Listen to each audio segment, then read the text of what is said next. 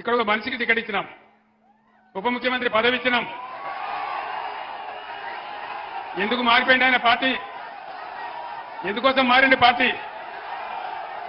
నేను ఒక్కటే మాట చెప్తా ఉన్నా, కడియం శ్రీహరి సరే నేను అనలేను,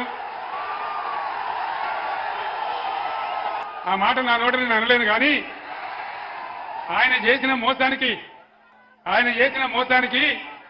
శాశ్వతంగా ఆయన రాజకీయ జీవితం సమాధి చేసుకుంటారని మనం చేస్తాం. ఇంకొక 3 నెలల్లో సుప్రీంకోర్టు తీర్పు ప్రకారం ఇంకొక 3 నెలల్లో స్టేషన్ గన్పూర్ కాన్స్టిట్యున్సీకి బై ఎలక్షన్ రాక తప్పదు. మన రాజయ్య ఎమ్మెల్యే కాక కూడా తప్పదు. మీరు రాసి పెట్టండి. నేను చెప్తున్న జరగబోయే సత్యం. ఖచ్చితంగా 3 నెలల్లో బై ఎలక్షన్ రాక తప్ప స్టేషన్ గన్పూర్ కు ఇదే రాజయ్య గారు ఎమ్మెల్యే